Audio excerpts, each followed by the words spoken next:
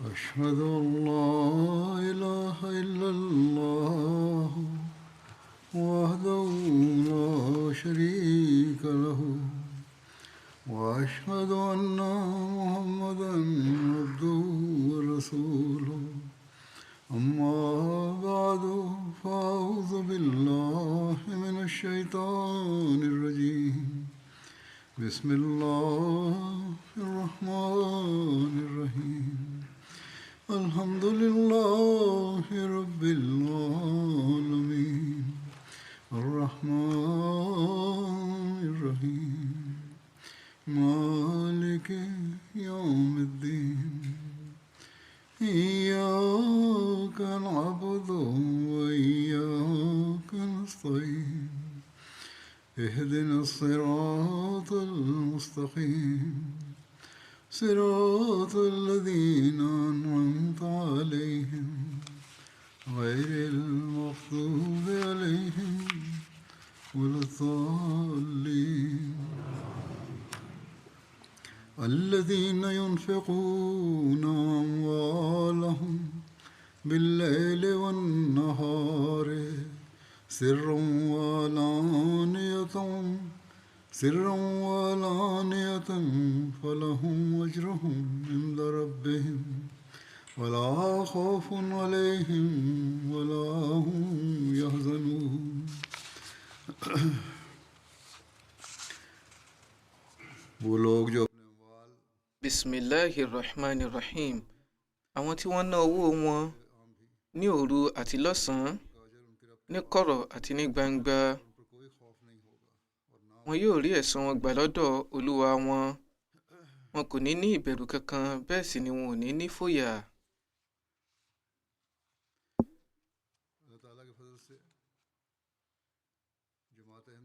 Pẹ̀lú ojúrere Ọlọ́run ọba Allah, àwọn ènìyàn nínú ìjọ mùsùlùmí Ahmadiyya tẹ̀lé àṣẹ Ọlọ́run ọba Allah yìí, wọ́n sì ń gba iwájú nínú ìṣe ìjùsílẹ̀.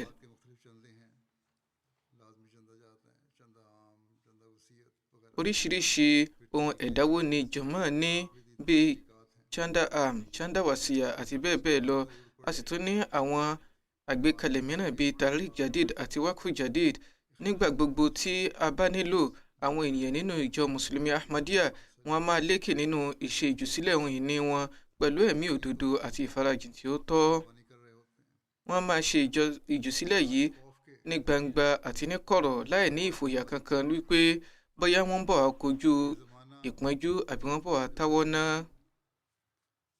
Ní sàmánì tí a wà yìí, tí ọmọ aráyé ti jìn sí ọ̀fin wípé kí wọ́n máa wá gbogbo yùndínyùndín ayé, tí wọ́n sì ń ṣe gbogbo ìgbìyànjú láti kó ọrọ̀ jọ, àwọn ènìyàn nínú ìjọ mùsùlùmí Ahmadiyya ni wọ́n ń gba iwájú nínú ìṣe ìjùsílẹ̀ ohun ìní wọn, wọ́n sì rí ayọ̀ nínú ìgbìyànjú yìí. Ó ń bẹ́nu àwọn ènìyàn tí wọ́n á máa ṣe àwọn ìjùsílẹ̀ wọn nídàkọ́ńkọ́ tí wọ́n sì ní fẹ́ kí ènìyàn kéde àwọn ìjùsílẹ̀ tí wọ́n bá ṣe. Ọ̀pọ̀lọpọ̀ nínú àwọn èèyàn nínú ìjọ mùsùlùmí Ahmadiyya ni ó jẹ́ wípé owó péréte ni wọ́n ń gbà wọlé. Àwọn mẹ̀kúnnù wọ́pọ̀, ṣùgbọ́n gẹ́gẹ́ bí mo ṣe sọ, wọ́n jẹ́ àwọn ènìyàn tí wọ́n máa ṣe àwọn ìjùsílẹ̀ tí a máa jọni lójú. Wọn ò sì ní máa sọ wípé ọ̀pọ̀lọpọ̀ ètò ìjùsílẹ̀ ni jàmáà ti fi lọ́lẹ̀, tó sì jẹ́ wípé ohun péréte ni àwọn ní, báwo làwọn ṣe fẹ́ kópa nínú wọn. Níṣe ni wọ́n tẹ̀síwájú láti máa ṣe àwọn ìjùsílẹ̀ yìí pẹ̀lú ìfarajìn tí ó tọ́. Mo mọ̀ wípé àwọn ènìyàn ń bẹ tí wọ́n ń ṣe àwọn ìjùsílẹ̀ ńláńlá. Kódà a ní láti máa sọ wípé wọ́n á máa ṣe àwọn ìjùsílẹ̀ yìí pẹ̀lú ìfi ebi panú, wọ́n á máa dín oúnjẹ wọn kù, wọ́n sì máa dín àwọn ìnáwó lórí àwọn ọmọ wọn kù pẹ̀lú.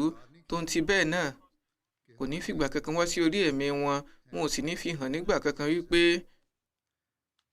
ibi tí àwọn ti ṣe ìjùsílẹ̀ dé ní eléyìí, àbí ìwọ̀ ńláńlá báyìí ni ó ń bẹ lórí àwọn, àbí àwọn fúnra wọn náà nílò báyìí. Wọn ò sì ní máa wòye wípé ìgbà táwọn náà bá ti ní ìṣòro kí jàmáà wá dìde gbé àwọn, wọn ò ní fìgbà kankan máa tọrọ ọrẹ. Kódà lásìkò ìṣòro, níṣe ni wọ́n kóra wọn ní ìjánu, wọ́n sì wà nípò ìrẹ̀lẹ̀ nígbà tí wọ́n bá fẹ́ pèpè fún nǹkan tí wọ́n bá nílò. Kódà ìgbà tí wọ́n bá pèpè fún yìí, nípò ẹ̀yáwó ni wọ́n á pèpè fún. àwọn ẹlòmíràn ti yan ọ̀nà mìíràn láti rí i pé wọn yóò máa rí bí ṣe ìjùsílẹ̀. Wọ́n ti ní kóló kan tí wọ́n fi sí ààyè kan tí wọ́n á sì máa fi owó sínú rẹ̀ lọ́dọọdún àbí owó yòówù tí ó bá wọlé fún wọn. Ibikíbi tí wọ́n bá ti rí owó gbà, wọ́n á fi sínú rẹ̀. Nígbà tí ọdún bá sì pé, wọ́n á kó jáde láti fi ṣe ìjùsílẹ̀. Nígbà tí Hazrat Muslim Maud radiyallahu ta'ala anhu fi ètò Tahrik Jadid lọ́lẹ̀, wọ́n pèpè fún ìgbésí ayé ìwọ̀ntúnwọ̀nsí. Wọ́n sọ yìí pé ẹ gbé ìgbésí ayé ìwọ̀ntúnwọ̀nsí, ẹ fi owó yín pamọ́ kí ẹ sì ná ní ọ̀nà báyìí. Lọ́nà báyìí ló di pé àwọn ènìyàn kọ̀ọ̀kan bẹ̀rẹ̀ sí ní gbé ìgbésí ayé wọn pẹ̀lú ìlànà ìwọ̀ntúnwọ̀nsí. Wọ́n sì máa ṣe àwọn ìjùsílẹ̀ ńláńlá. Lójú ògiri á fi hàn yìí pé wọn ò ní lè ṣe àwọn ìjùsílẹ̀ tó tó báyìí, ṣùgbọ́n ẹgbẹ̀lẹ́gbẹ̀ dọ́là, pound àbí euro ni wọ́n máa fi ṣe ìjùsílẹ̀. Ní ayé tí ó jẹ́ pé ọmọ aráyé jìn sọ́fìn ohun ayé yìí, láti ṣe àwọn ìjùsílẹ̀ ńláńlá báyìí láwọn orílẹ̀ yìí jẹ́ nǹkan tí ó jọni lójú.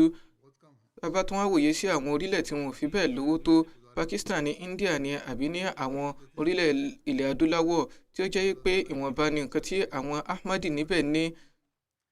Síbẹ̀ náà wọ́n ń ṣe àwọn ìjùsílẹ̀ ńláńlá. Wọ́n ná àwọn ohun ìní wọn ní kọ̀ǹkọ̀ àti ní gbangba láti lè bá rí ìyọ́nú Ọlọ́run ọba nìkan. Èyí ni ohun tí wọ́n ń tiraka fún. Ohun tó sì ń bẹ lórí ẹ̀mí wọn nígbà gbogbo nìyí, ní ìbámu pẹ̀lú ohun tí Hazrat Masih Maud alayhi salatu wasalam wí pé tọ̀sán tòru ohun àfojúsùn wọn náà ni bí wọn yóò ṣe rí ìyọ́nú Ọlọ́run ọba olólùfẹ́ wọn. Àwọn èyí gan ni onígbàgbọ́ òdodo tí wọ́n jèrè ìyọ́nú Ọlọ́run ọba. Ó ń bẹ́nu àwọn ènìyàn tó ṣe pé ìgbà yòówù tí a bá ti pèpè fún ẹ̀dáwó kan àbí ìkéde Tahrik Jadid àti Waqf Jadid, wọ́n á kópa nínú rẹ̀ pẹ̀lú yíyá owó. Bó tilẹ̀ jẹ́ pé eléyìí ṣe nǹkan tí a pèpè fún lọ́dọ̀ wọn, ṣùgbọ́n wọn ò ní ìfòyà nípa rẹ̀ torí wọ́n mọ̀ yìí pé ìgbà tó ti jẹ́ pé ní ojú ọ̀nà Ọlọ́run ọba ni àwọn ń ṣe ìjùsílẹ̀ yìí, Ọlọ́run bá fúnra rẹ̀ ń bọ̀ wá gbọ́ bùkátà wọn. Dájúdájú Ọlọ́run bá ti fi àwọn ènìyàn tí wọ́n máa ṣe ìjùsílẹ̀ ńláńlá ta ìjọ Mùsùlùmí Ahmadiyya lọ́rẹ. Yàtọ̀ sí àwọn mìíràn tó ṣe yí pé bí wọ́n bá ti fi rúpì 5 sí 10 sílẹ̀, wọ́n á máa kéde rẹ̀ léraléra ní mọ́ṣáláṣí. Oríṣiríṣi nǹkan ni ó ti wá síwájú mi tí àwọn èèyàn wọn ò fi tayọ̀tayọ̀ bọ́ síwájú láti ṣe ìjùsílẹ̀.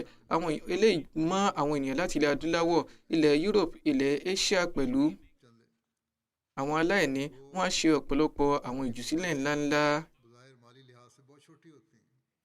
Bó tilẹ̀ jẹ́ pé bí a bá ṣe òdiwọ̀n owó, ìjùsílẹ̀ wọn yìí lè kéré jọjọ, ṣùgbọ́n níwájú Ọlọ́run ọba wọ́n tẹ̀wọ̀n lọ́pọ̀lọpọ̀.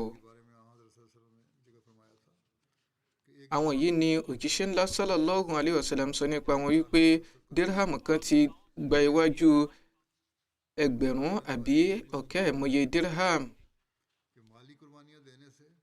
Ìwúrí yìí sì ń bẹ nínú àwọn èèyàn tí wọ́n ń gbé ilẹ̀ tí ó jìn réré tí wọ́n sì jẹ́ aláìní gan pẹ̀lú. Wọ́n mọ̀ yìí pé bí àwọn bá ṣe ìjùsílẹ̀ lójú ọ̀nà Ọlọ́run ọba láti rí ìyọ́nú Ọlọ́run ọba nìkan, kì í ṣe pé yóò dóòlà wọn nínú gbogbo ìfòyà àti ìpayín kékeré nìkan, kódà á tún gbọ́ bùkátà wọn pẹ̀lú.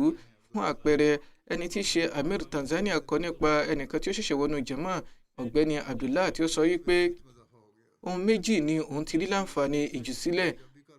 Lápá kìíní, ohun ìṣẹ̀mí òun lékè sí i.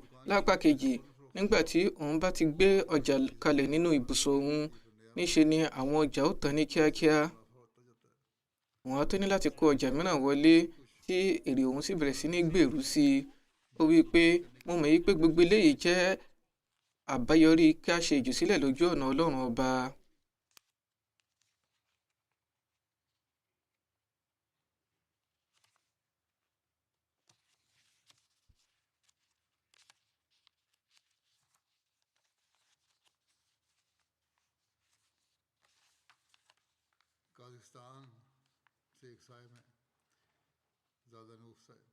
Arákùnrin kan wà láti Kazakhstan tó ń jẹ́ Zadanov.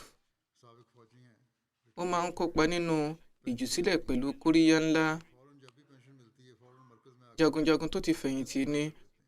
Owó ìfẹ̀yìntì sì ni ó máa ń gbà, ṣùgbọ́n kété tó yè bá ti wọlé, á lọ sí àdó ìjọ láti ṣe ìjùsílẹ̀ tirẹ̀.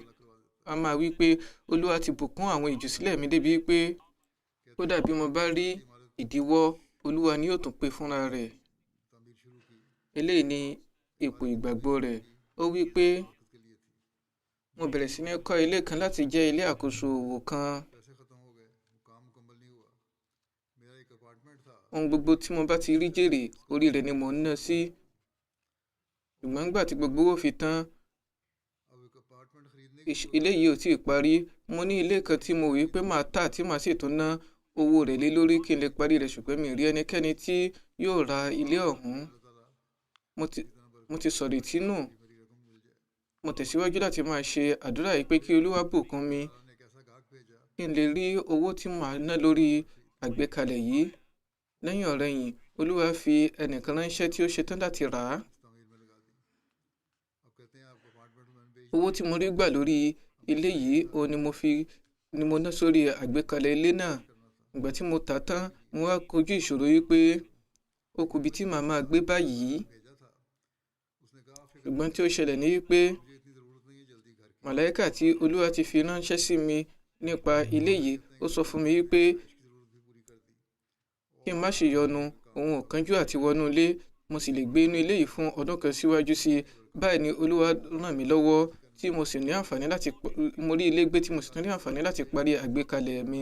Mo mọ̀ wípé eléyìí jẹ́ àmúṣe ìṣe ìjùsílẹ̀ lójú ọ̀nà Ọlọ́run ọba. Lẹ́yìn náà, láti Jammu Kazakhstan, alákòóso kan kọ yìí pé lájínà kan tí ó ń jẹ́ Baiwa Rosa Sahiba sọ wípé a máa kópa dáadáa nínú Tahreek Jadid àti Waqf Jadid. Ó ń kópa yìí lọ, ó sì ń tọrọ àdúrà yìí pé kí Olúwa fún ọmọbìnrin òun ní iṣẹ́. Ó kọ àkọ́ránṣẹ́ sí mi pẹ̀lú. Àwọn ẹni yìí wọ́n ní ìbáṣepọ̀ tó dánmọ́rán pẹ̀lú ètò Khilafa. Mo máa ń gba ọ̀pọ̀lọpọ̀ àkọ́ránṣẹ́ láti àwọn orílẹ̀ tí ó dìrọ̀ mọ́ Russia. Wọ́n sọ wípé lẹ́yìn ìgbà tí mo ṣe ìjùsílẹ̀ yìí, ọjọ́ kejì òun ni ọmọbìnrin mi rí iṣẹ́ tó ti bá ti ṣe gbogbo ìgbìyànjú tẹ́lẹ̀ tí kò ní àbáyọrí. Lọ́nà yìí, bí Olúwa ti fẹ́ mú ìgbàgbọ́ wọn ró, Olúwa bùkún wọn débi pé àwọn tí wọ́n fẹ́ fún wọn ní iṣẹ́, wọ́n sọ wípé a ṣetán láti fún yín ní iṣẹ́ báyìí, ẹ máa bọ̀. Wọ́n sì fún wọn ní iṣẹ́ tó dára. Wọ́n sọ wípé ìyanu ni eléyìí jẹ́ fún mi. Ó sì jọ mí lójú bí Olúwa ṣe tètè gba àdúrà mi tó sì ta mí lọ́rẹ ìbùkún yìí. Georgia jẹ́ orílẹ̀ kan ní ilẹ̀ Europe. Akẹ́kọ̀ọ́ ìwòsàn kan láti ibẹ̀ sọ wípé Jammu wa ní ìpàdé kan, ààrẹ Jammu wa mẹ́nu bà akẹ́kọ̀ọ́ kan tí ó máa ń lékè nínú Tahreek Jadid. Mo bẹ̀rẹ̀ sí ní wòye wípé a bí èmi nínú Jammu ni. Ẹni tí a sì ń sọ nípa rẹ̀ yìí, ó ṣẹ̀ṣẹ̀ gba Jammu ní ọdún 4 sẹ́yìn ni. Síbẹ̀ ó ti gba iwájú lọ́pọ̀lọpọ̀ nínú ìjùsílẹ̀. Ó yẹ kí èmi náà bọ́ síwájú. Eléyìí tì mí lójú. Lára báyìí, mo ṣe àlékún májẹ̀mú mi. Lẹ́yìn náà ó wí pé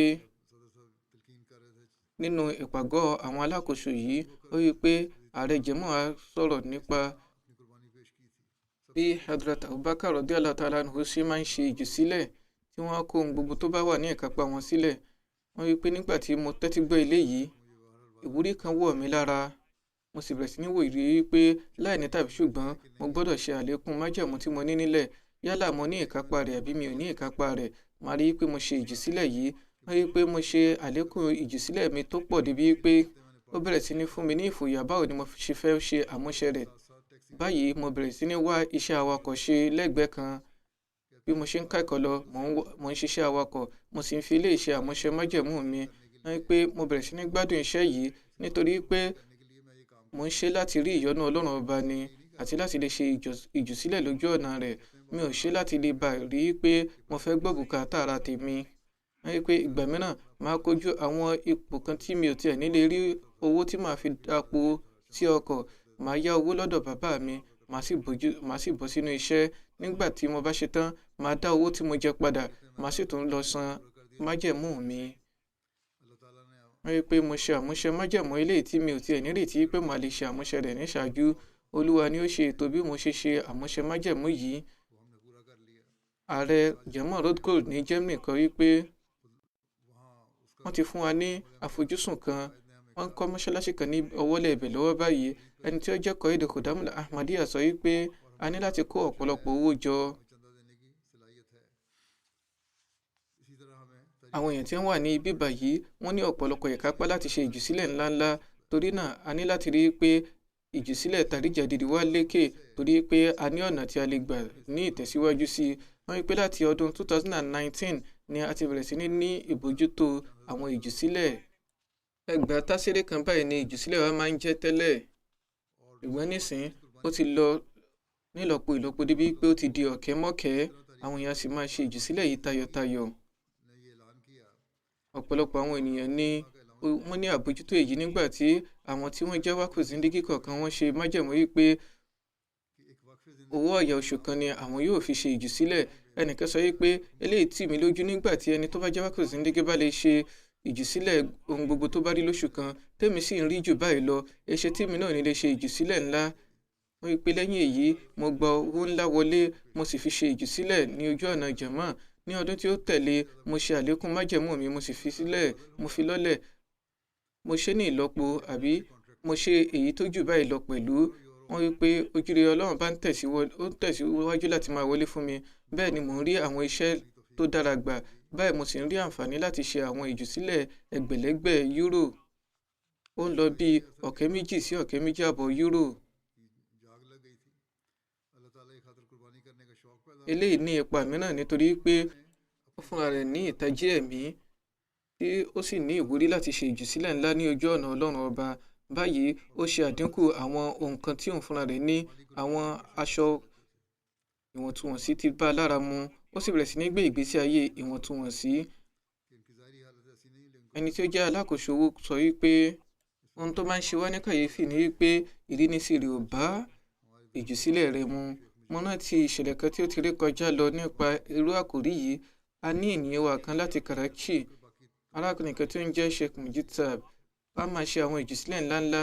Nígbà tí ó bá ti fi owó sílẹ̀ sí nǹkan tí ó nílò nínú ilé, a máa ṣe ọ̀pọ̀lọpọ̀ ìjùsílẹ̀ ńláńlá nínú àwọn ètò ìjùsílẹ̀. Ní àsìkò Dada Khalifatu Masih kẹrin, ó kópa lọ́pọ̀lọpọ̀ nínú àtẹ̀jáde Al-Qur'ani àti àwọn àgbékalẹ̀ mìíràn.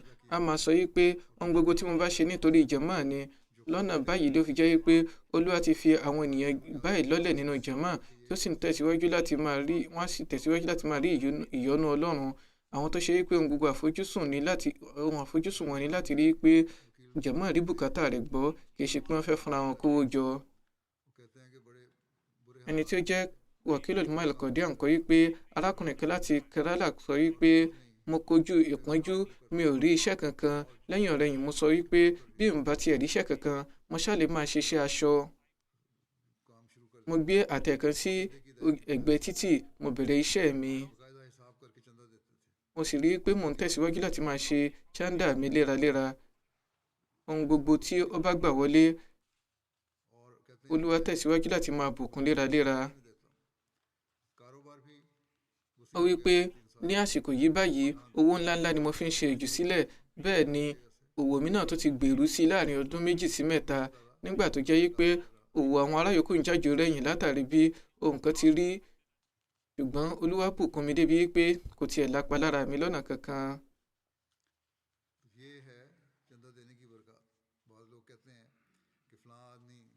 Eléyìí ni àwọn ìbùkún tó ń bẹ nínú ká ṣe ìjùsílẹ̀ lójú ọ̀nà Ọlọ́run. Àwọn mìíràn a máa sọ wípé ẹnìkan ṣe ọ̀pọ̀lọpọ̀ ìgbìyànjú, Olúwa sì bùkún ìgbìyànjú rẹ̀, ṣùgbọ́n àwa náà ń ṣe ìgbìyànjú, a ò rí irú ìbùkún báyìí. Ohun tó wà ń bẹ ni pé nígbà tí èèyàn bá ní àníyàn tí ó mọ́, Olúwa tẹ̀síwájú láti máa ṣe ìbùkún fún un. Eléyìí ni àǹfààní tí ẹni tó bá jẹ́ Ahmadiyya máa jẹ. Olúwa máa gba àwọn ìjùsílẹ̀ wọn bó ti ń gbàdúrà wọn, a sì máa san wọ́n lẹ́san ní ìlọ́po ìlọ́po.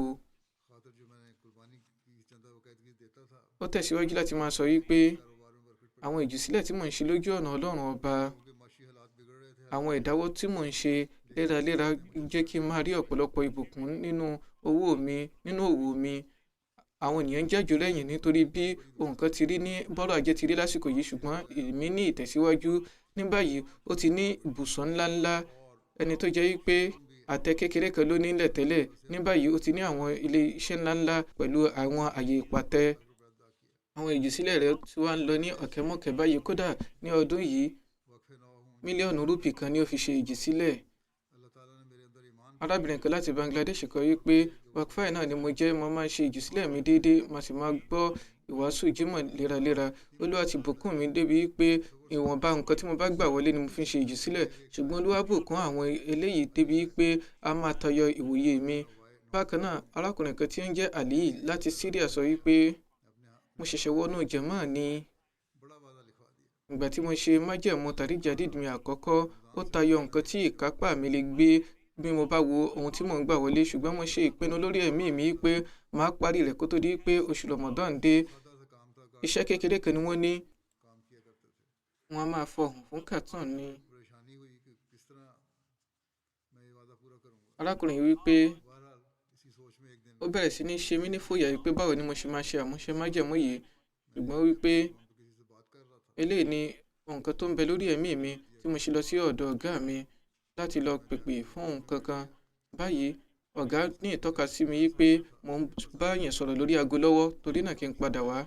Mo lọ jókòó sí àyè kan. Ní àsìkò náà, alákòóso owó ilé iṣẹ́ wá bá mi, ó ní kí n wá ṣiṣẹ́ pẹ̀lú òun wípé ọ̀gá ti fún mi ní ojúṣe láti fún ọ ní òdiwọ̀n owó báyìí. Mo ti parí ètò ìwé owó tí ọ̀gá fúnra rẹ̀ ti ṣe òdiwọ̀n. Ó sì fún mi ní òdiwọ̀n owó yìí. Òdiwọ̀n ọ̀hún sì tó fún mi láti san chanda Tariq Jadid mi. Wọ́n tó wá sọ fún mi pé mi ò gbọ́dọ̀ fi eléyìí tó ẹnikẹ́ni létí torí pé èmi nìkan ni eléyìí wà fún. Báyìí ni Olúwa ṣe ń ṣe àránṣe fún àwọn èèyàn pẹ̀lú ojúrere rẹ̀. Akẹ́kọ̀ọ́bìnrin kan láti Calgary yànnàná ìtàn tirẹ̀ báyìí wípé àwọn èèyàn ń kìlọ̀ fún mi wípé yóò ṣòro fún ni láti rí iṣẹ́ bí èèyàn ti ń kẹ́kọ̀ọ́ lọ́wọ́. Mo ṣe àdúrà, mo sì kọ orúkọ mi sí àwọn tí ó wà níwájú gbọ̀ngbọ̀n nínú àwọn tí wọn yóò ṣe ìjùsílẹ̀ Tariq Jadid. Mo ṣe májẹ̀mú $1,000 Canada wípé látàrí ìjùsílẹ̀ mi, Olúwa bùkún mi débi wípé mo ríṣẹ́ gbà láàrin ọjọ́ 3. Sáà ẹ̀kọ́ mi ò sì ráre. Mo tó rí òdiwọ̀n owó tí mo ní láti fi ṣe àmúṣe májẹ̀mú mi. Eléyìí ṣe àwọn èèyàn ní kàyéfì. Àwọn èèyàn tó ń bẹ láti àwọn orílẹ̀ tí wọ́n fi bẹ́ẹ̀ ní nílẹ̀ adúláwọ̀ pẹ̀lú. Missionary in charge Guinea Conakry kọ báyìí wípé ìkan nínú àwọn ààrẹ jàmáà kan tí ó ń jẹ́ Abdullah Kamara kọ wípé mo bẹ̀rẹ̀ sí ní ṣe àwọn ìjùsílẹ̀ mi láti ìgbà tí mo ti wọ inú ìjọ Ahmadiyya. Àwọn májẹ̀mú tí mo ṣe ní ọdún yìí ó ní àdínkù $2,000 franc. Nígbà tí mualimu wa tí wọ́n pèpè fún owó tán, ìgbà tí ó kù díẹ̀ kí wọ́n máa lọ, wọ́n mẹ́nu bà bí mo ti ní ìfàsẹ́yìn. Eléyìí bà mí lọ́kàn jẹ́. Mo sì wọ inú ilé. Owó tí mo wòye pé màá fi gbọ́ bùkátà mi, mo ná lójú ọ̀nà Ọlọ́run ọba. Wọ́n wí pé ní ọjọ́ kejì tààràtà ni Olúwa dá owó òun padà fún mi. Arákùnrin kan pè mí, ó wí pé ẹ bá mi ṣiṣẹ́ ní àsìkò báyìí rí, ṣùgbọ́n mo lọ láìsan owó yín fún yín. Eléyìí bà mí lọ́kàn jẹ́. Mo sì ń tọrọ àforíjì. Ẹ sọ fún mi kí nìkan tí ẹ fẹ́ báyìí. Ó wí pé mo dáhùn wípé ní àsìkò ọ̀hún ẹ ò fún mi ní owó mi lẹ́yìn gbogbo bí àsìkò yìí ti rékọjá lọ, ṣùgbọ́n tó wà níwájú mi báyìí ni láti ra ọ̀kadà kan. Mo sì ń kọ́ ilé kan lọ́wọ́. Mo nílò owó fún ilé yìí. Lẹ́sẹ̀kẹsẹ̀ lẹ́ni ọ̀hún san gbogbo owó ọ̀hún. Bó tilẹ̀ jẹ́ pé mo mọ̀ wípé owó tí wọ́n fi lọ́lẹ̀ yìí ó ju iye tí wọ́n jẹ mí látẹ̀yìnwá lọ. Báyìí ni Olúwa san mí lẹ́san ní ìlọ́po ìlọ́po. Mo sì mọ̀ wípé àbáyọrí ìbùkún àwọn ìjùsílẹ̀ mi ní eléyìí jẹ́. Missionary in charge Central African Republic jábọ̀ báyìí wípé arákùnrin kan tí ó ń jẹ́ Isa kọ báyìí wípé ọ̀pọ̀lọpọ̀ ìṣòro ni mo ní nínú ìgbésí ayé mi. Nǹkan bàjẹ́ nínú ilé. Ní ọjọ́ kan, mo gbọ́ ìwàásù lórí Tariq Jadid àti níná lójú ọ̀nà Ọlọ́run ọba wípé ẹnikẹ́ni tí ó bá fi èèpẹ̀ nìkan lásán lọ́lẹ̀ lójú ọ̀nà Ọlọ́run, Olúwa yóò san wọ́n lẹ́san ìlọ́po 10. Mo wí pé ẹ jẹ́ kí èmi náà dán ilé ìwò fúnra mi. Mo ṣe ìjùsílẹ̀ yìí lọ́jọ́ náà. Lolúwa bá gbé ìṣe rẹ̀ dé. Oníṣòwò kan láti ilẹ̀ Turkey wọ́n gbà mí sí iṣẹ́. Báyìí ni nǹkan bẹ̀rẹ̀ sí ní gbèrú tó bẹ̀rẹ̀ sí ní dára sí fún mi. Pẹ̀lú ojú rere Ọlọ́run ọba, mo ti kọ́ ilé mi báyìí. Mo sì tún rí ọ̀kadà rà fúnra mi. Ṣáájú èyí, kódà mi ò tiẹ̀ rówó tí màá fi tún ọ̀kadà mi ṣe lásán. Ẹ rí, kì í ṣe pé àwọn tó ń wà ní ilẹ̀ tí wọn ò fi bẹ́ẹ̀ ní rí àwọn ìbùkún yìí nìkan. Àwọn tí wọ́n ní àwọn ìgbàgbọ́ ẹ̀mí òdodo, níṣe ni wọ́n máa rí ìbùkún yìí nígbà gbogbo níbi yòówù tí wọ́n bá wà. Àwọn tí wọ́n bá ní ẹ̀mí òdodo láti ṣe ìjùsílẹ̀ nítorí Ọlọ́run ọba nìkan, wọ́n á tẹ̀síwájú láti máa ṣe ìjùsílẹ̀ yìí, wọ́n sì máa rí àwọn ẹ̀san rẹ̀.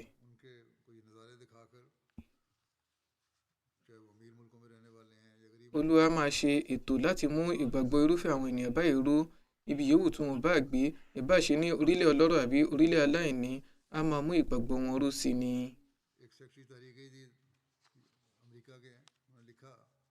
Alákòóso Tariq Jadid kan láti Amẹ́ríkà kọ nípa Khadim kan láti Dallas. Ó gba owó oúnjẹ láti ọ̀dọ̀ àwọn òbí rẹ̀ fún ilé ẹ̀kọ́. Arákùnrin wòye wípé ọ̀pọ̀lọpọ̀ ìbùkún ni Olúwa ti ta mí lọ́rẹ wípé mo lè jẹ nínú rẹ̀ ní ojoojúmọ́, torí náà ẹ jẹ́ kí n lo owó yìí fún ọ̀nà mìíràn tí ó dára.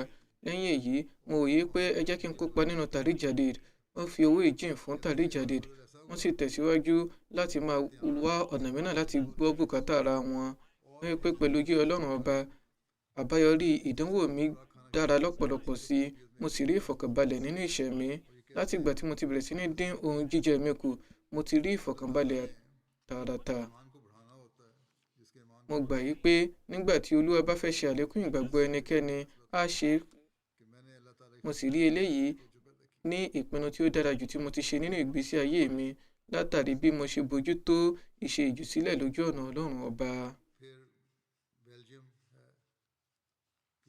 Lẹ́yìn náà, ẹnìkan láti Belgium kọ nípa bí òun ti ń ṣe ìjùsílẹ̀. Arábìnrin yìí kọ wípé òun wá iṣẹ́ lọ́wọ́, mo sì kọ ìwé jìn káàkiri ọ̀nà. Ìgbàdégbà ni wọ́n ń kọ àwọn ìpèpè mi nítorí pé mi ò fi bẹ́ẹ̀ ní ìrírí. Eléyìí ni nǹkan tí wọ́n wí fún wọn. Ìgbà tí àsìkò Tariq Jadid fẹ́ parí, mo wòye pé tóun ti bó ti jẹ́ pé mo ti pé májẹ̀mú mi, bóyá tí mo bá ṣe àlékún nítorí Ọlọ́run ọba, bóyá yóò ṣe àánú fún mi, á sì fún mi ní àǹfààní láti borí àwọn ìṣòro mi. Wọ́n wí pé mo ṣe àlékún ìjùsílẹ̀ mi, mo sì tún san àsanlé. Láàárín ọjọ́ péréte, mo gba iṣẹ́ láti ọ̀nà méjì tí mo sì bọ́ sí ipò tí mo fẹ́ fúnra mi. Ó tún á jẹ́ àyè kan nítòsí ilé mi. Wọ́n wí pé àmì àtọ̀runwá ni eléyìí jẹ́ fún mi. Ọ̀pọ̀lọpọ̀ àwọn ìṣẹ̀lẹ̀ báyìí ni ó wà tí Olúwa fi ń mú ìgbàgbọ́ àwọn èèyàn ró. Nígbà tí ará yòókù bá sì ń kọ́ nípa eléyìí, a máa fún wọn ní kóríyá láti ṣe ìjùsílẹ̀ pẹ̀lú.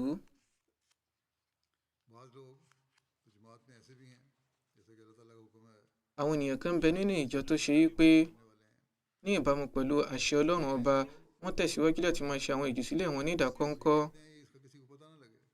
Wọ́n á máa tẹpẹlẹ mọ́ wípé ẹnikẹ́ni ò gbọdọ̀ mọ̀ nípa ìjùsílẹ̀ táwọn ṣe yìí o. Kódà ní àyè kan, ẹnìkan tí ó jẹ́ alákòóso owó àbí àlùfáà jàmáà kan kọ wípé mo ṣí àpótí kan níwájú ilé àkóso ẹ̀sìn. Wọ́n á bá àpò owó tí ó ní €1000 nínú fún ìjùsílẹ̀ Tariq Jadid, ṣùgbọ́n kò sí orúkọ kankan níbẹ̀ àbí àpèjúwe. Alákòóso Tariq Jadid náà tó sọ nípa ẹnìkan tí ó ń ṣe àwọn ìjùsílẹ̀ lẹ́gbẹ̀lẹ́gbẹ̀. Síbẹ̀ náà ó sọ wípé wọn ò gbọdọ̀ fi orúkọ wọn hàn. Wọ́n kàn fẹ́ kí àwọn alákòóso mọ̀ wípé àwọn ti san owó àwọn, ṣùgbọ́n wọn ò gbọdọ̀ kéde rẹ̀. Olúwa ti bùkún jàmáà pẹ̀lú àwọn ènìyàn báyìí tó ṣe wípé kì í ṣe pé wọ́n ń ṣe ìjùsílẹ̀ nìkan, níṣe ni wọ́n tún ní àlékún nínú àwọn ìjùsílẹ̀ wọn. Ní Germany, àwọn kan ṣe ìjùsílẹ̀ bíi €2.5 láì jẹ́ pé wọ́n fi ara wọn hàn. Wọ́n ń ṣe gbogbo ìgbìyànjú láti rí pé orúkọ wọn pamọ́. Àwọn ènìyàn báyìí ń bẹ ní ilẹ̀ adúláwọ̀, ilẹ̀ Europe àti Amẹ́ríkà pẹ̀lú. Ojúrere Ọlọ́run bá ní eléyìí jẹ́ tó jẹ́ pé láyé àdáadáa yìí, bí oníkálukú ṣe ń ṣe gbogbo ìgbìyànjú láti rí ohun kan tí òun fẹ́, Olúwa ti fi àwọn ènìyàn tí wọ́n ní ìfarajìn ta jàmáà lọ́rẹ tó jẹ́ pé wọ́n á máa ṣe ìgbìyànjú láti gbáwájú ara wọn nínú ìjùsílẹ̀. Gẹ́gẹ́ bí Hadrat Muslim Maud ṣe sọ nígbà tí wọ́n fi Tariq Jadid lọ́lẹ̀, wọ́n wí pé ẹ máa gbé ìgbésí ayé ìwọ̀ntúnwọ̀nsí gẹ́gẹ́ bí mo ṣe sọ ní ṣáájú. Ọ̀pọ̀lọpọ̀ àpẹẹrẹ báyìí ni ó wà tó jẹ́ pé ní sàmánì tí a wà yìí, tó ti bí gbogbo aráyé ti ń tẹ̀ sí ọ̀nà ṣíárì ni.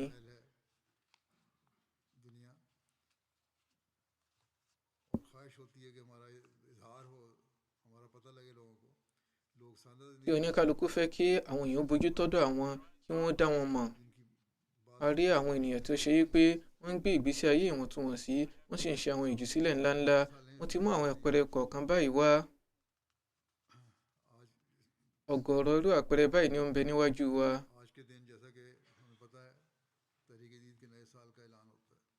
ní ìní gẹ́gẹ́ bí a ti mọ̀ àsìkò ìkéde ọdún tuntun Tariq Jadid ní àwà yìí. Màá ṣe ìkéde yìí ní ìní. Ọ̀sẹ̀ kìíní nínú oṣù ni a máa ń sábà ṣe ìkéde yìí, ṣùgbọ́n nígbà tó jẹ́ pé Jímọ̀ tí ó ré kọjá lọ ní ọjọ́ kìíní oṣù yìí, Jímọ̀ kejì yìí ni màá kéde rẹ̀. Mo ti mẹ́nu bà àwọn èèyàn tí wọ́n ń ṣe ìjùsílẹ̀ ní ojú ọ̀nà yìí pẹ̀lú ojú Ọlọ́run ọba. Àwọn èèyàn nínú Jama'a Ahmadiyya ni wọ́n ń ṣe àmì yunfikuna amwalahum bil-layli wan-nahar lóde òní.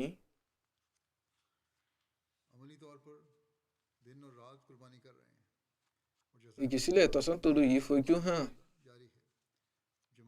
Gẹ́gẹ́ bí mo ṣe sọ, bí wọ́n ṣe ń ṣe ìjùsílẹ̀ yìí ó ń lọ káàkiri ojú aago ọjọ́. Káàkiri ayé ni ìjọ Mùsùlùmí Ahmadiyya wà. Lénìí, ìjọ Mùsùlùmí Ahmadiyya ti rí ìfilọ́lẹ̀ ní orílẹ̀ òkèlúgba ní òde òní. A sì ń rí tí wọ́n ń ṣe ìjùsílẹ̀ káàkiri ayé. Bí mo ṣe ń ṣe ìwàásù ní àsìkò yìí lọ́wọ́, alẹ́ ni ó jẹ́ ní àwọn ibòmíràn, ọ̀sán ni ó jẹ́ ní àwọn ibòmíràn, ṣùgbọ́n ní kálukú ni ó ń tẹ́tí gbọ́ ìwàásù yìí tí Jama'a Ahmadiyya sì ń ṣe àfihàn àlìúmọ̀ tó ní ìṣọ̀kan. Eléyìí ni nǹkan tí ó ṣe yàtọ̀ láàrin ìjọ Mùsùlùmí Ahmadiyya sí ará yòókù. Ìjùsílẹ̀ àti ìwúrí láti rí ìyọ́nú Ọlọ́run ọba ni ó mú Jama'a gbòòrò. Ìgbà tí eléyìí bá sì tẹ̀síwájú nínú ìjọ, Olúwa tẹ̀síwájú láti máa ta ìjọ yìí ní ọrẹ, inshallah. Ọ̀pọ̀lọpọ̀ àwọn àpẹẹrẹ tí wọ́n ti fi lọ́lẹ̀ yìí wọ́n jẹ́ ti àwọn èèyàn tí wọ́n ṣẹ̀ṣẹ̀ wọnú ìjọ àbí àwọn ọ̀dọ́.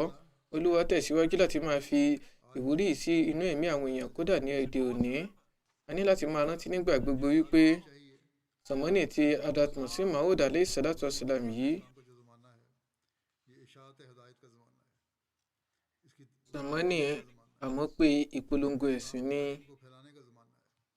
A sì ní láti mú ojúṣe yìí pé láti tan ẹ̀kọ́ Islam káàkiri orílẹ̀ ayé. Eléyìí ni ó fà tí òjíṣẹ́ ńlá Muhammad sallallahu alayhi wa sallam ṣe sọ fún wa nípa mẹ̀sáyà àlìúmọ̀ wọn. Fún ìdí èyí, Olúwa ti fi Jama'a Hazrat Masih Maud alayhi salatu wasalam lọ́lẹ̀ ní sàmọ́nì yìí láti ṣe àmúpé ìtànká ìtọ́sọ́nà àti ẹ̀kọ́ eléyìí tí òjíṣẹ́ ńlá sallallahu alayhi wa sallam mú wáyé. Fún ìdí èyí, bí a bá tẹ̀síwájú láti máa ṣe ìgbìyànjú láti rí ìyọ́nú Ọlọ́run ọba, Olúwa tẹ̀síwájú láti máa gbọ́ àwọn bùkátà wa. A gbé àwọn ìgbésí ayé wa láì ní ìfòyà àbí ìbẹ̀rù kankan. Olúwa yóò sì dóòlà wa kúrò lọ́wọ́ gbogbo ìpayín keke, yóò yọ gbogbo àwọn ìbànújẹ́ wa kúrò, yóò sì yọ gbogbo àwọn ìṣòro wa kúrò. Báyìí yóò gbọ́ gbogbo bùkátà wa. Eléyìí sì ni nǹkan tí gbogbo Ahmadi ní láti ṣe ìgbìyànjú láti rí. Kárí ìyọ́nú Ọlọ́run ọba ni ó ní láti lékè lórí ẹ̀mí wa. Àpẹẹrẹ eléyìí ti hàn nínú àwọn Ahmadi tí wọ́n gbọ́ àgbọ́yé eléyìí tí wọ́n sì rí oríṣiríṣi ìbùkún Ọlọ́run ọba tó ń rọ̀ lé wọn lórí. Àwọn tí wọ́n ń ṣe ìgbìyànjú yìí wọ́n ń jèrè àwọn ìbùkún eléyìí tí ó ń wá látàrí bí a ti ń tan Islam káàkiri ayé.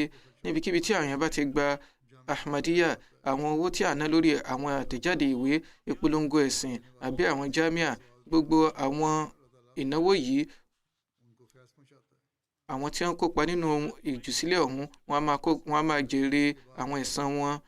Olúwa sì tẹ̀síwájú láti máa rọ̀jò ìbùkún rẹ̀ lé wọn lórí.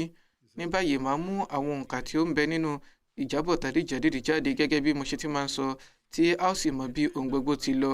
Ní paríparí ẹ̀, màá tó mú ẹnu bà àwọn àyọkà kan láti ọ̀dọ̀ Hazrat Masih Maud alayhi salatu wasalam. Pẹ̀lú ojú Ọlọ́run ọba, ọdún 90 Tariq Jadid ti dé òpin báyìí, a sì wọ inú ọdún 99. Ní ti àwọn òǹkà ọdún Tariq Jadid, ó ní àwọn kan tí mo ní láti yànnàná. Daftar kínní ó ti pé ọdún 91 báyìí. Daftar kejì ti pé ọdún 81. 60 ọdún ni ó ti jẹ́ fún Daftar kẹta. 40 ọdún ló ti jẹ́ fún Daftar kẹrin. Ọdún 21 ni ó jẹ́ fún Daftar karùn-ún. Lórí ọdún 19 ni a máa ń gbé Daftar tuntun jáde. Eléyìí tí a ti mú Daftar tuntun ní ọdún tí ó kọjá lọ. Gbogbo àwọn tí wọ́n bá wọnú Tariq Jadid lásìkò yìí, wọn yóò wọ Daftar kẹfà, àti àwọn tí wọ́n bá ti kópa láti ọdún tí ó kọjá lọ. Pẹ̀lú ojú rere Ọlọ́run ọba Allah, àwọn èèyàn nínú Jama'a ní àǹfààní láti ṣe ẹ̀dáwó mílíọ̀nù 17.92 pound lápapọ̀. Èyí jẹ́ 138 lé sí ti ọdún tí ó kọjá lọ. Lọ́dún yìí, Jama'a Germany ni ó lékè. Amir Germany wà nínú ìfòyà yìí pé látàrí bí àwọn ṣe ń náwó sí ìjùsílẹ̀ Tariq Jadid báyá yóò lápa lára àwọn chanda yòókù. Wọ́n ní láti gbẹ́kẹ̀lé Ọlọ́run ọba ni. Bí àwọn èèyàn ṣe ń ṣe ìjùsílẹ̀ nínú Tariq Jadid, Olúwa tẹ̀síwájú láti máa bùkún àwọn chanda yòókù náà inshallah. Kí Olúwa jẹ́ kí àwọn jàmáà Germany lè tẹ̀síwájú nínú ìṣẹ̀mí òdodo àti ìfarajìn tí ó tọ́.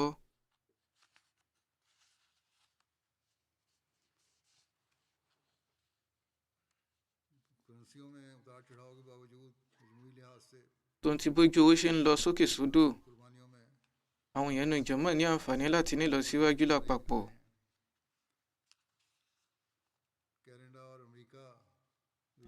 Canada àti USA tẹ̀síwájú láti máa figagbága pẹ̀lú ẹ̀mí wípé kí á lékè ara ẹni nínú iṣẹ́ rere.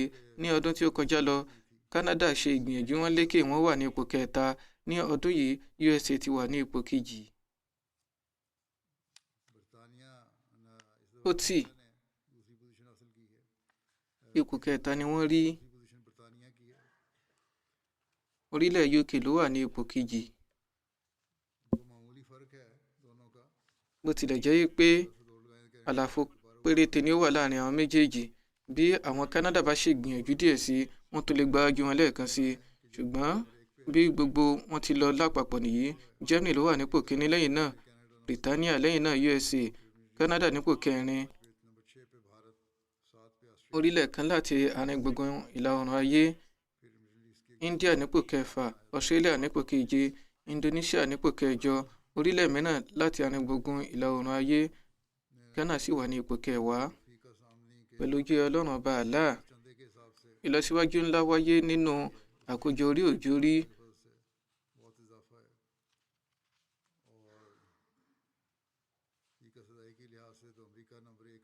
Ní ti àkójọ orí òjòrí, USA ni ó lékè, Switzerland ni ó wà nípò kejì, UK nípò kẹta, Canada ipò kẹrin, Australia ipò karùn-ún. Àwọn jàmáà kan náà wà tí ó tọ́ láti gbóríyìn fún wọn látàrí àwọn ìgbìyànjú wọn: Bangladesh, Nigeria, Holland, Austria, France, Switzerland, Ireland àti orílẹ̀ kan ní àárín gbùngbùn ìlà oòrùn ayé. Tó ti bí nǹkan ti ń lọ ní Bangladesh, tí nǹkan ò sì rọgbọ ní ti àwọn òṣèlú wọn àti fún àwọn èèyàn jàmáà. Níṣẹ́ ni wọ́n ti ń gbé àwọn Ahmadi kọ̀ọ̀kan mú tí wọ́n sì ń fi ẹ̀sùn kàn wọ́n wípé wọ́n kín ìjọba àná lẹ́yìn, bó tilẹ̀ jẹ́ pé eléyìí ò rí bẹ́ẹ̀. Àwọn olódì tó ti dáná sun ilé àwọn Ahmadi pẹ̀lú. Àwọn Ahmadi kan wà tí wọ́n ti dáná sun ilé wọn lẹ́ẹ̀mejì láàrin ọdún kan. Wọ́n sì tún lù wọ́n pẹ̀lú. Síbẹ̀ náà, wọ́n tẹ̀síwájú nínú ìgbàgbọ́ wọn. Olúwa bá ṣe àtúnṣe fún wọn, kó sì jẹ́ kí ìgbàgbọ́ àti ẹ̀mí òdodo wọn lékè sí. Ẹ ṣe àdúrà fún bí nǹkan ti rí ní Bangladesh. Àwọn orílẹ̀ tí wọ́n lékè ní ilẹ̀ adúláwọ̀: Ghana nípò kìíní, lẹ́yìn náà Mauritius, lẹ́yìn náà Burkina Faso, Nigeria, Tanzania, Benin, Gambia, Liberia, Sierra Leone, Uganda. Àwọn jàmáà mẹ́wàá tí wọ́n lékè nìyí. Àwọn tí wọ́n kópa lápapọ̀ jẹ́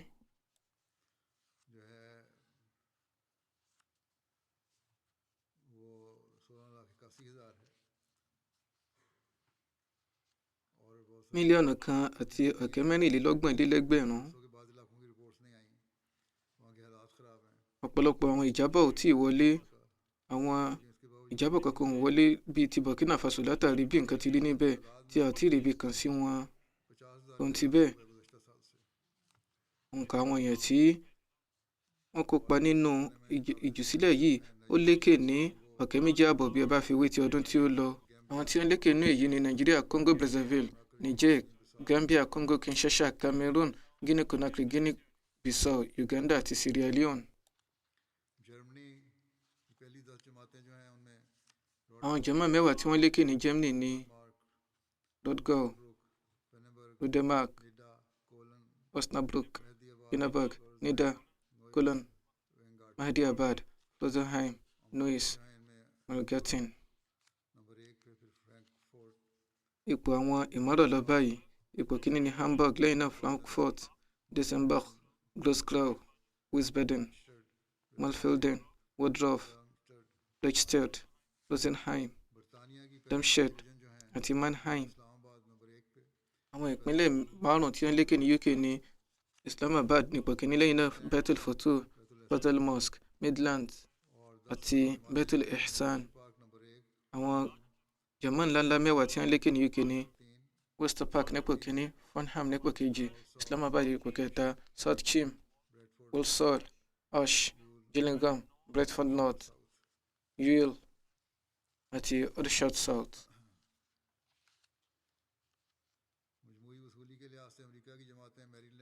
ní ti àgbàwọlé àpapọ̀, àwọn jàmá USA wọ́n lọ báyìí: ipò kìíní Maryland, North Virginia, Los Angeles, Seattle, Chicago, South Virginia, Dallas, Silicon Valley, Oshkosh, North Jersey, Houston àti Central Jersey.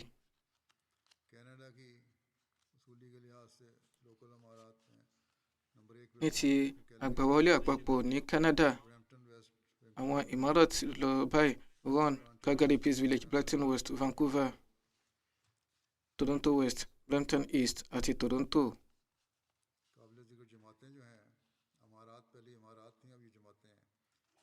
àwọn jàmá ipò wọn lọ báyìí: àti mẹ́nubà ti àwọn Emirates, àwọn jàmá lọ báyìí: wọ́n lọ báyìí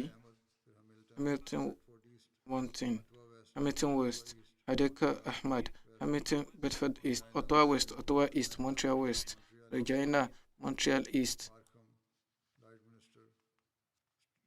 Markham, Lloydminster, the Sudbury. àgbàwọlé àpapọ̀ ní Pakistan wọ́n lọ báyìí: Lahore ipò kìíní, lẹ́yìn náà Robo, lẹ́yìn náà Karachi. tó ń ti bí ohun kan ò ṣe rọgbọ, a sì tún rí ìlọsíwájú pẹ̀lú.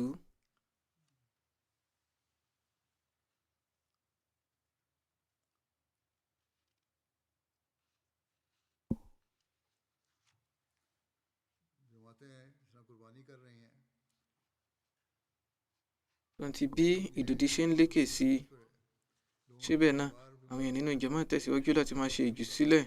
eléyìí lápa lára ọ̀pọ̀lọpọ̀ àwọn òwò àti ìríṣẹ́, ṣùgbọ́n síbẹ̀ wọ́n dúró ṣinṣin lórí ìgbàgbọ́ wọn, wọ́n sì tún lékè nínú àwọn ìjùsílẹ̀ wọn.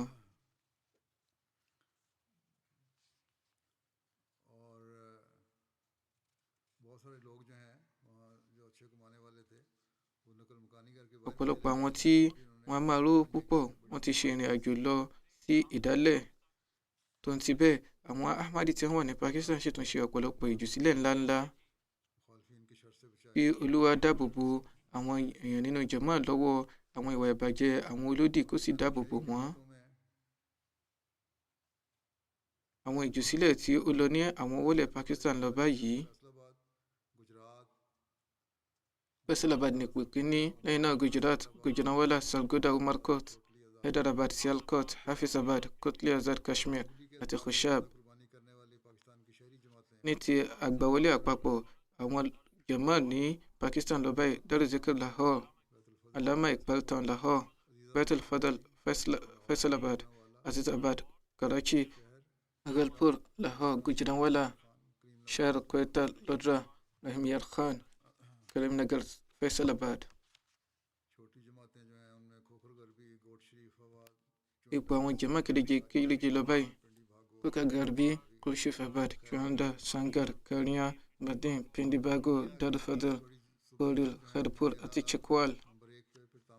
àwọn ìpínlẹ̀ mẹ́wàá tí wọ́n lékè ní India ní Kerala, lẹ́yìn náà Tamil Nadu, Telangana, Odisha, Karnataka, Jammu Kashmir, Punjab, Bengal, Maharashtra àti Delhi.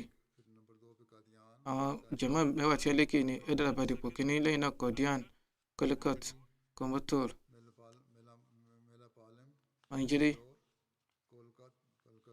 Ilapalam, Bangalore, Calcutta, Kerang, Karolai. àwọn ẹ̀ka mẹ́wàá tí wọ́n lékè ní Australia ní Melbourne, Longworon, Marsden, Melbourne, Belwick, Perth, Penrith, Adelaide West, Melbourne Clyde, Melbourne East, Campbelltown, Canberra.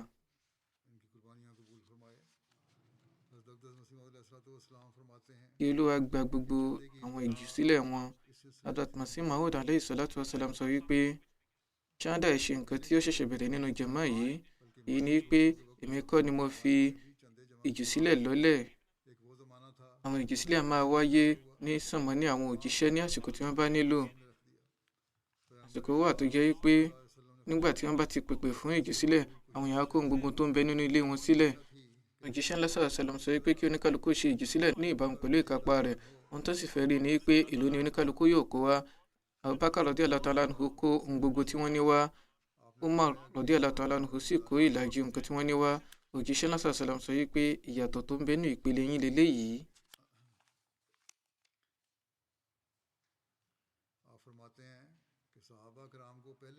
Hazrat Masih Maud alayhi salatu wasalam sọ wípé láti ìpilẹ̀ṣẹ̀ ni a ti sọ fún àwọn sàbẹ̀ wípé lan tanalul birra hatta tunfiqu mimma tuhibbun.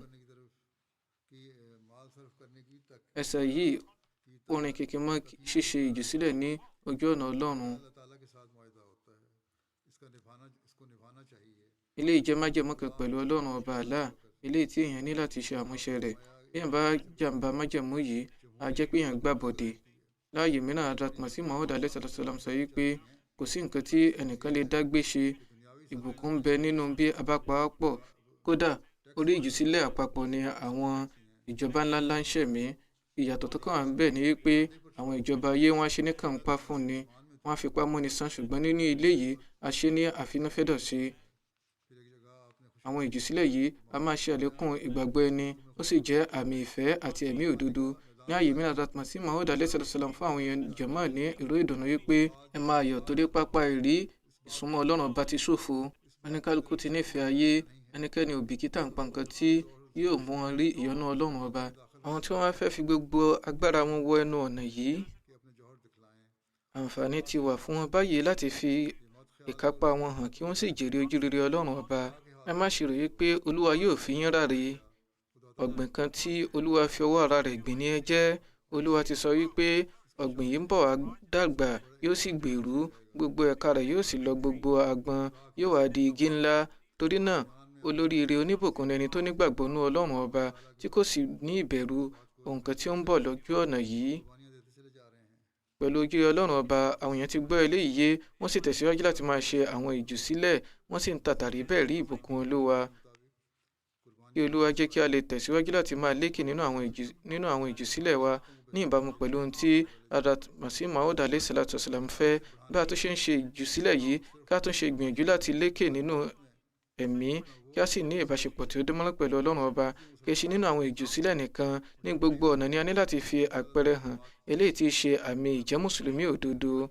Nígbà tí a bá ṣe eléyìí pẹ̀lú ojú Ọlọ́run ọba, a máa rí ìlọsíwájú jàmá, a sì tún máa rí àlùyọ tí ó lékè ju tàtẹ̀yìnwá lọ. Insha Allah, pẹ̀lú ojú Ọlọ́run ọba Allah, a tẹ̀síwájú láti máa rí àwọn ìbùkún Olúwa, a sì máa rí bí àwọn ọ̀tá bí wọn yóò ṣe máa dojú bolẹ̀.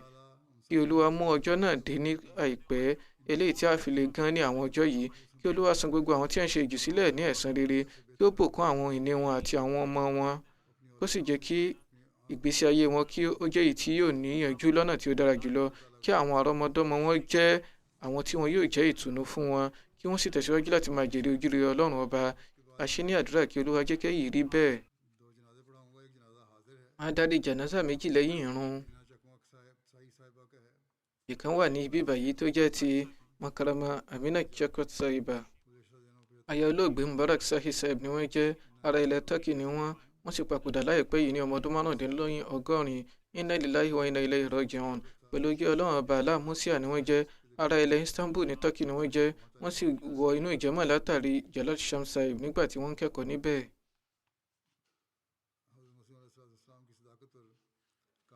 Látàrí ìgbàgbọ́ àmọ̀dájú nínú Hazrat Masih Maud alayhi salatu wasalam ni wọ́n fi wọ inú jama Ahmadiyya tọkàntọkàn.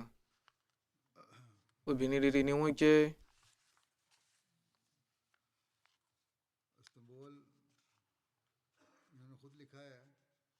Àwọn fúnra wọn kọ wípé àwọn ni Ahmadi obìnrin àkọ́kọ́ ní ilẹ̀ Istanbul.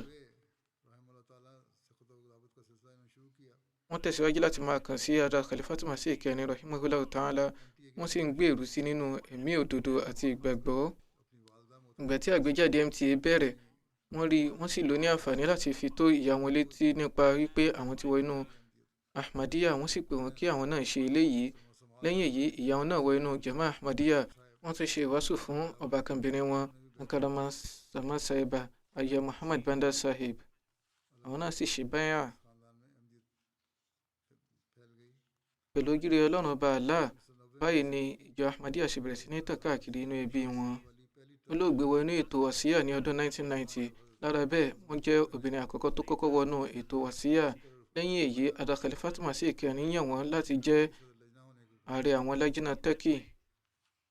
Lọ́nà yìí wọ́n tún ní àǹfààní láti jẹ́ ààrẹ àwọn Lajna àkọ́kọ́ ní orílẹ̀ Turkey. Nígbà tí wọ́n wà ní Turkey, nǹkan tó ń bẹ lórí ẹ̀mí wọn ni láti rí pé àwọn máa tú ètò ní èdè Turkey. Wọ́n mẹ́nu bà eléyìí ní ọdún 1995. Ada Khalifat Masih kẹrin wọ́n pè wọ́n sí UK, wọ́n sì fún wọn ní ojúṣe yìí. Wọ́n sì bẹ̀rẹ̀ sí ní tú ètò sí èdè Turkey. Ní ọdún 1996 wọ́n fi ẹ̀mí ara wọn jìn ní ọ̀nà yìí. Wọ́n sì jẹ́ obìnrin àkọ́kọ́ tó kọ́kọ́ fi ẹ̀mí ara rẹ̀ jìn fún Islam àti Ahmadiyya. Àkọsílẹ̀ kan láti ọ̀dọ̀ wọn ó wà eléyìí tí a rí tí wọ́n kọ báyìí pé mo ti ṣe májẹ̀mú yìí pé màá ṣe ìfarajìn fún Ahmadiyya títí tí màá ṣe mí èémí ìgbẹ̀yìn. Pẹ̀lú kí Ọlọ́run ọba wọ́n ṣe àmúṣe eléyìí ní ọ̀nà tí ó dára. Wọ́n sì farajìn fún jẹ́mọ́ títí di àsìkò ìgbẹ̀yìn wọn. Ada Khalifat Masih kẹrin ṣe ètò yìgì Amina Sahaba pẹ̀lú Mubarak Sahib Sahib tí wọ́n jẹ́ ìkànnù àwọn olùṣọ́ wọn lẹ́yìn ìgbà tí aya wọn àkọ́kọ́ papòdà. Amina Sahiba ṣe àmọ́pé yìgì yìí wọ́n sì tọ́jú àwọn ọmọ wọn pẹ̀lú.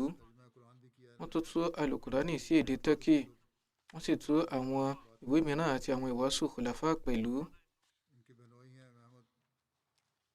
Ọbàkan ọkọ wọn Muhammad Hamda Sahib.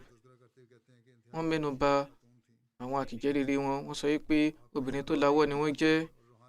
Ìmọ̀ wọn, ọ̀yàyà wọn àti ipò ẹ̀mí wọn tó gbóríyìn fún. Wọ́n máa wà níwájú nígbà gbogbo láti farajìn fún Islam àti Ahmadiyya. Ohun gbogbo tí wọ́n bá ní ni wọ́n á ná ní ojú ọ̀nà Ahmadiyya. Ìgbà tí wọ́n gbé pẹ̀lú ìyá wọn ní Istanbul, wọ́n máa lo àwọn ilé wọn fún àwọn ètò jàmá. Ìgbà tí ìyá wọn papòdà, wọ́n bẹ̀rẹ̀ sí ní lo ilé yìí fún mọ́ṣáláṣí. Lẹ́yìn ọ̀rẹ̀yìn wọ́n fi fún jàmá. Wọ́n máa kí tahajjud déédéé. Wọ́n á sì ka Al-Qur'ani títí di àsìkò Fajr.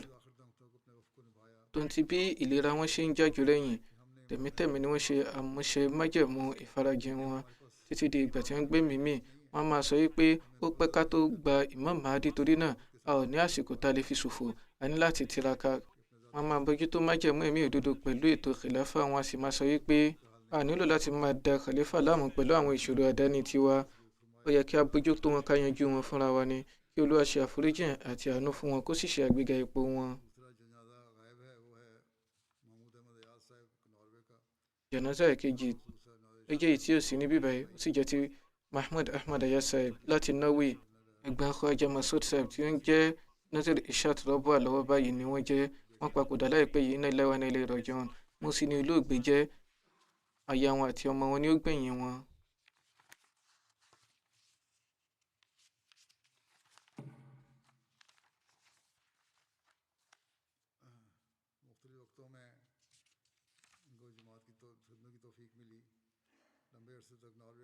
Wọ́n ní àǹfààní láti farajìn fún jàmá ní oríṣiríṣi ọ̀nà.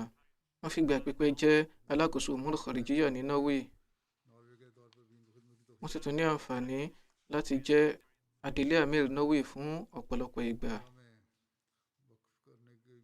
Wọ́n tún ní àǹfààní láti tún jẹ́ waqf fún àwọn àsìkò kan ní Rọ́bùà. Ṣùgbọ́n nítorí bí nǹkan ti ń lọ ní Norway, Ada Khalifat Masih kẹrin fi wọ́n ránṣẹ́ padà sí Norway. Wọ́n nímọ̀ àwọn ìwé jàmá lọ́pọ̀lọpọ̀ ní ìpilẹ̀ṣẹ̀ àwọn àsìkò ìkẹ́kọ̀ọ́ wọn. Wọ́n tún ní àǹfààní láti parí Tafsir Kabir pẹ̀lú bí wọ́n ti ń ka àwọn ìwé yòókù. Èyí ni pé wọ́n kà wọ́n nígbà tí wọ́n jẹ́ ọ̀dọ́. Wọ́n ka ọ̀pọ̀lọpọ̀ ìwé jàmá pẹ̀lú àwọn ìwé ìròyìn jàmá. Ẹ̀mí wọn kún fún ìfẹ́ khilafa. Wọ́n sì ní ìbáṣepọ̀ tí ó dúró gbẹngbẹ̀ng pẹ̀lú rẹ̀. Ẹni jẹ́jẹ́ ni wọ́n jẹ́. Wọ́n sì jẹ́ aláàánú tó ṣe fọkàn tán. Wọ́n máa san chanda wọn ní kíákíá. Wọ́n tún ní àǹfààní láti wọ inú ètò wàsíyà nígbà tí wọ́n jẹ́ akẹ́kọ̀ọ́. Wọ́n máa kí ìrun déédéé, wọ́n sì máa gbààwẹ̀ déédéé. Wọ́n sì tún máa yan àwọn náfìlà náà pẹ̀lú. Wọ́n bójútó ẹ̀tọ́ Ọlọ́run ọba àti ti àwọn ẹ̀dá rẹ̀. Wọ́n jẹ́ onírẹ̀lẹ̀ ọkàn. Nínú àwọn àkìjẹ́ wọn sì ní iyì ọmọnìyàn. wọ́n nípò mímọ́ nínú lóde, kí Olúwa ṣe àforíjì àti àánú fún wọn. A kì í jánásà eléyìí náà pẹ̀lú jánásà tí ó wà níbí báyìí. الحمد لله نحمده ونستعينه ونستغفره ونؤمن به ونتوكل عليه ونعوذ بالله من شرور أنفسنا ومن سيئات أعمالنا من يهده الله فلا مضل له ومن يضلل فلا هادي له ونشهد أن لا إله إلا الله ونشهد أن محمدا عبده ورسوله عباد الله رحمكم الله إن الله يأمر بالعدل والإحسان وإيتاء ذي القربى وينهى عن الفحشاء والمنكر والبغي يعظكم لعلكم تذكرون اذكروا الله يذكركم وادعوه يستجب لكم ولذكر الله أكبر